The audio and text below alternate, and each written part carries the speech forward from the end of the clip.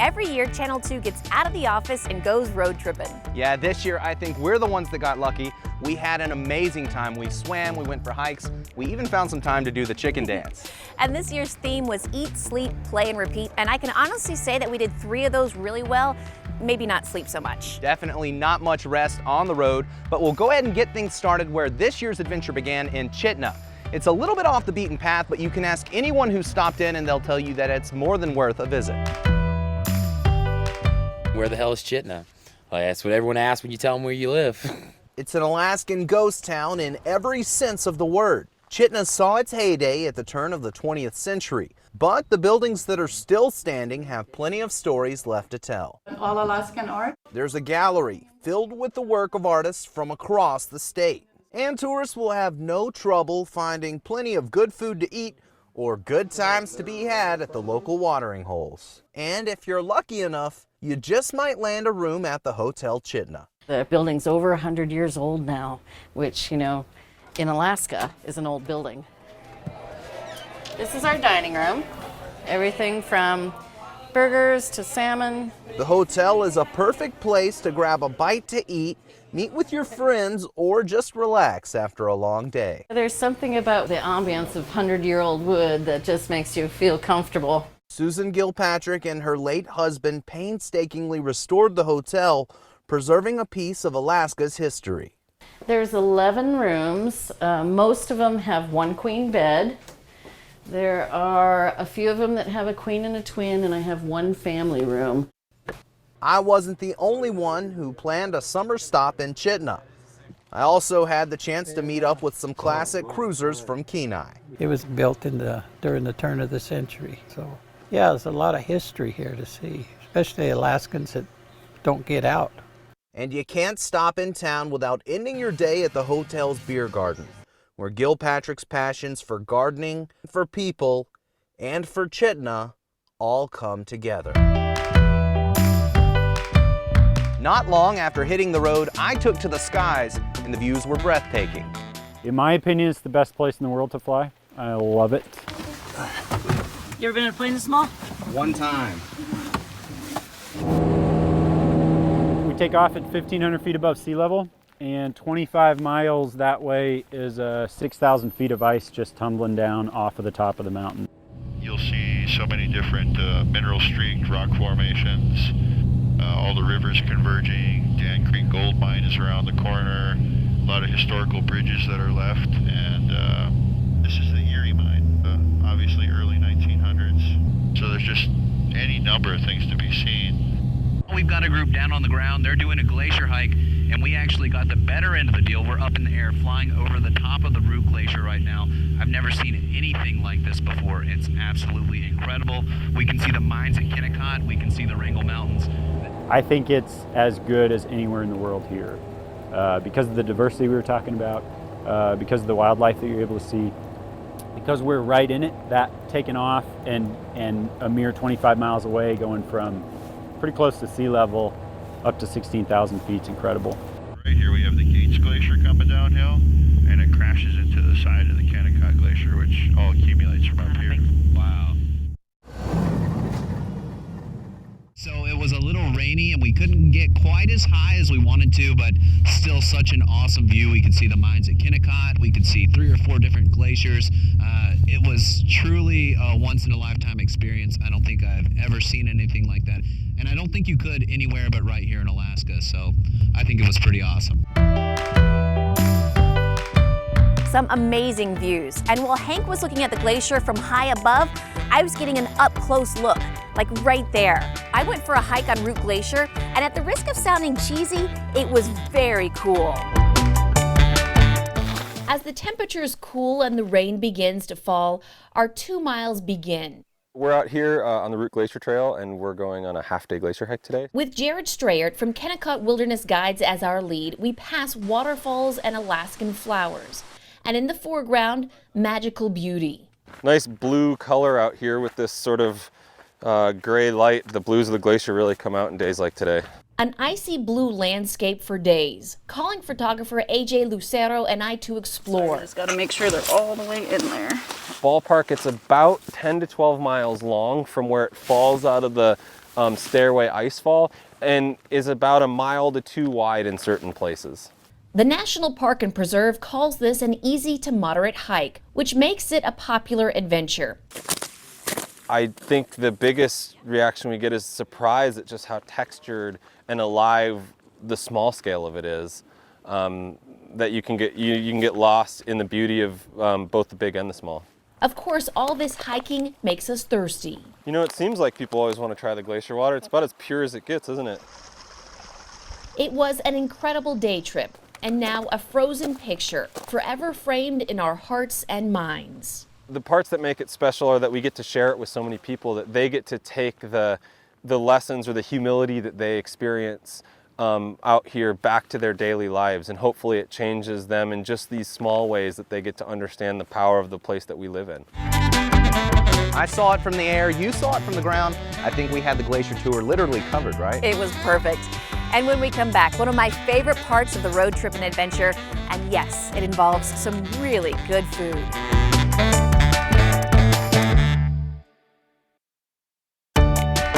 We started in Anchorage very early one morning and we headed east. As Rebecca said earlier, the theme of this year's trip was eat, sleep, play, repeat, and we enjoyed all of the above as we headed into the Wrangell-St. Elias area. We stopped at Nummy's restaurant in Copper Center and had a delicious lunch of salmon. I had the Reuben, and we also experienced their famous sourdough pancakes. Absolutely incredible. And then we drove into McCarthy and took a trip through history. The massive red building looms before us as we take a quick, steep trek through the woods to the top of Kennecott Mill. So where are we next? So this is the very top entrance to the mill building itself, kind of the first stop for the ore in the ceiling of this room. For about $5 a day. Hard hats are necessary in the building. There are quite a few low overheads. Workers crushed the rocks brought down the mountain to the mill. This photo shows how scary the job could be. It was a 24-hour operation, 363 days a year. The only days off? Christmas and the 4th of July. The operation was ruled over by a man named Stephen Birch. He was described once as prickly. The mill was started in 1907 but wasn't finished until 1923. These days, the buildings are part of Kennecott National Historic Landmark inside Wrangell-St. Elias National Park. A park ranger says about 79,000 people visit the park every year. About 20,000 of those coming here to see Kennecott. You do have to have, I think, a sense of adventure and figure out some things on your own. And I think that is the attraction, because the payoff in that is really big. As the machines crushed the stones, the more valuable ore was separated out and slowly made its way down the building. Sorted by machines every step of the way to the bottom of the building, where the heavy, wet ore was put into coffee bags, each weighing about 60 to 80 pounds. And then one really unlucky worker for 8 hours a day got to carry those over to the room at the end there and drop them down a wooden chute onto the train. The whole operation made millions of dollars until suddenly it did not, when the price of copper dropped from about 80 cents per pound to 3 cents during the Great Depression. Last time this machine was operational would have been in November of 1938. It was when the operation itself closed down. And they got 24 hours notice that it was done? That's what we're told. The workers were given 24 hours, told that their jobs had ended, and the last train would leave tomorrow. Workers walked away leaving all the equipment in place. It wasn't until the 80s when the buildings became the property of the National Park Service. I think we attract people who have a sense of discovery. To match this treasured copper discovery, now a modern-day jewel of the Park Service. We have had a great time here in McCarthy, but it's this place, the Bistro, that really left an impression. Chef Chris McQueen never stops moving in the kitchen. These are bluebell flowers. And his passion for a beautiful meal is undeniable. These grow everywhere around here. He forages for fresh ingredients and ensures every meal is as beautiful as it is tasty. When the plate comes on the table, when it's served to you, you eat with your eyes first, and then you taste. His focus is fresh and local, which tonight means this beautiful Copper River salmon. We may be in a remote place, but the dinners are big city. Oh, got to take a picture of this too. Copper Valley Red and the braised short rib. Yeah, thank you so much. Okay, enjoy. You want a picture of yours too? Yes. What do you think? Delicious. Very good, right? All my meat is like it melted in your mouth. What did you order? This is a short rib. Short rib? Oh man, Really nice. this fish is like, oh man, I wish I could cook salmon like this. I love salmon. So tender, right? It never tastes like this. And with the salmon, an expert on wine serves a bold red. The Bistro has expanded its wine menu with the goal of winning the Award of Excellence from the Wine Spectator magazine. We've just brought in about 40 different labels, new labels. We had about 60 before. We have another, I think, 20 or so coming next week.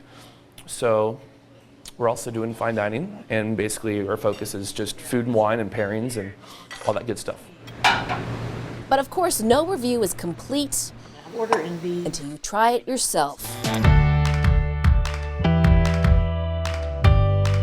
We are at Chitina at the Red Eagle Lodge. It's time for dinner. We've got hot dogs, s'mores, all the works of this fantastic cookout. Yeah, and we're out here courtesy of our hosts, Richard and Judy Dennis.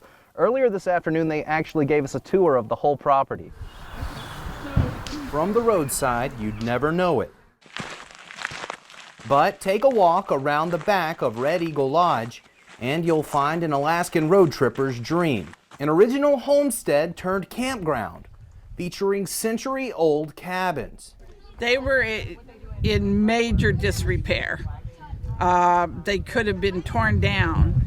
But the wonderful thing is they're historic, they're authentic. A lot of cabins in Alaska now are new cabins. But Judy and Richard Dennis prefer the original thing. They've spent years restoring and maintaining the properties where their guests stay. He can be credited for all the maintenance and the log work and all this. It feels different when you walk into an old cabin. It's almost like if these walls could speak. And speaking of walls, Red Eagle Lodge isn't just about the cabins. I'll be calling one of their wall tents home. It's a glamping paradise. You can hope it rains because it sounds wonderful to hear the rain on this. Or maybe an old bus fitted out for fishing expeditions is more your speed. Of course, they've got one of those too. Richard and Judy actually met on a road trip in Anchorage, and 17 years later, still a great marriage. Yeah, it's been fantastic staying here with them, but tomorrow we're headed up to Tok. We'll take a dip in a pool there before we head on to Chicken, and we'll be camping overnight at Chicken Stop. McCarthy is just amazing. Definitely one of my favorite parts of the state. And we stayed in the eastern part of Alaska, and that's where we got a little bit of a surprise. That's right, so grab your floaties and grab your sunscreen because we're headed to Tok. That's next.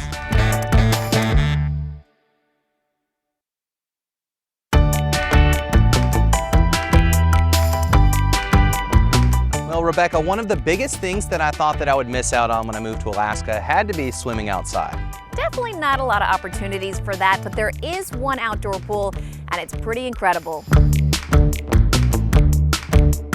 How incredible is this day? Absolutely beautiful. We had to do this on our road trip. It's free, it's open to the public, an absolutely fantastic resource. Today's a hot one, 70 degrees. The sun's bright, and 4-year-old Evan Cataway has the best idea. Go to a swimming pool. Brilliant. And this is the only place to do it in the entire state. A public, free, outdoor, heated pool in, of all places, Tok. It's almost impossible to believe. No. We get that. We get like, what? How do you make a living out of that kind of face? Yeah, and once we tell them that it's an outdoor pool, they're like, what the heck? That's exactly what a lot of people thought. But the Tok Lions Club asked people what they wanted, a golf course or a pool. Let me tell you, the golf course probably would have been a lot easier. It's open from Memorial Day until Labor Day, and only about 20 people can be in the water at a time. The irony here is that Lisa Conrad, who helped run the pool, can't even swim. I don't swim. That's the funny part about this whole thing. Every time we drain this and we have to clean it and work on this swimming pool, there's probably 3 of us in the club that do not swim, and I'm one of them.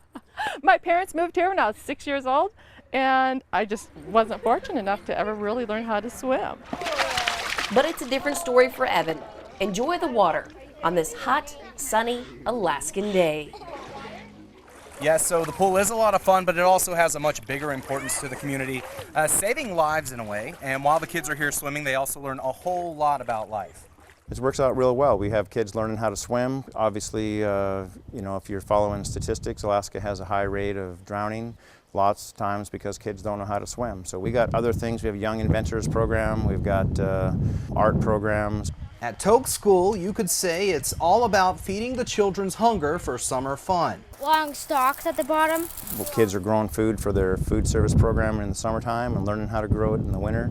Right now, we just went in there and harvested up some cucumbers.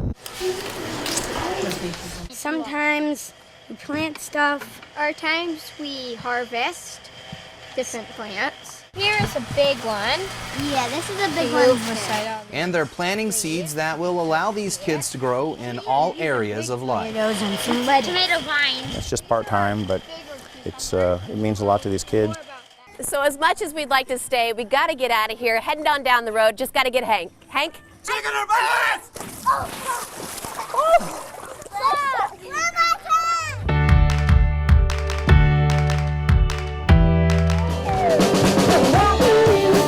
I've been told that it's the most fun festival in Alaska. We knew we'd found a good egg when we rolled into Chicken. We're having a blast. Yes. So awesome. We're having a clucking good time. Expect a lot of that in this chicken pen. Oh, you substitute cluck for everything. Chickenese. Flock this, flock that. Don't flock with us. Yep. Birds of a feather flock together. It's a family chicken event. Yep. Yep. It's ridiculously funny. No pecking order. Let the chicken dance speak for itself.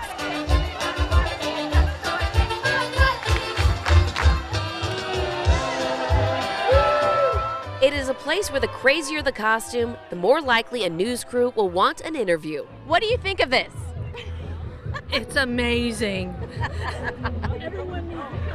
What's that? What's that? Everyone needs to be here. And here we find ourselves, surrounded by chicken costumes, a good time, music and beer, and a place that's a clucking good time. We could do the chicken, say they've done the chicken dance in Chicken, Alaska at Chicken Stock. So Hank, your first chicken stock, what'd you think? Oh, it was excellent. I can't wait to go back. And when we come back, we're taking a step back in time.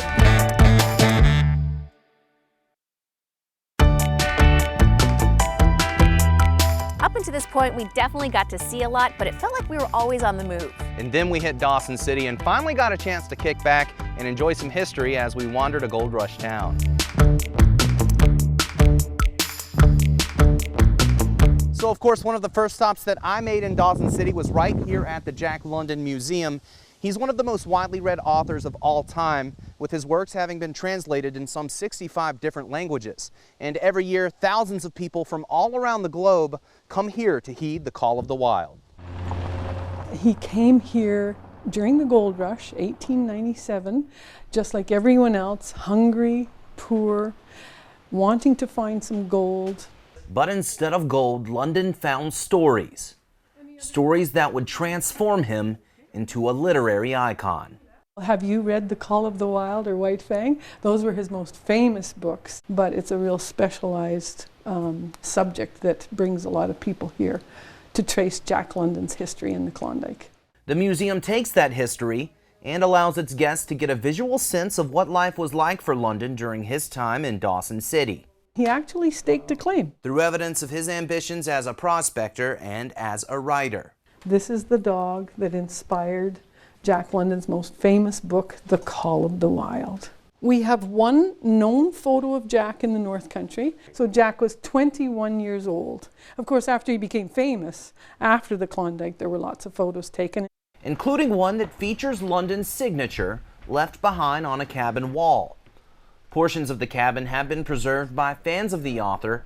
Half now sits here in Dawson City. The other half in London's former hometown of Oakland, California. I got the rare opportunity to step inside and see the place that one of the Klondike's most famed novelists once called home. Jack London said, "I came north to search for gold, It was in the Klondike that I found myself. London actually only spent about a year of his life here in the Klondike, but in that time he was able to gather the inspiration for countless stories. He returned home to California penniless and broke, where he passed away at the age of 40, but he left behind a legacy that still has an impact right here to this very day.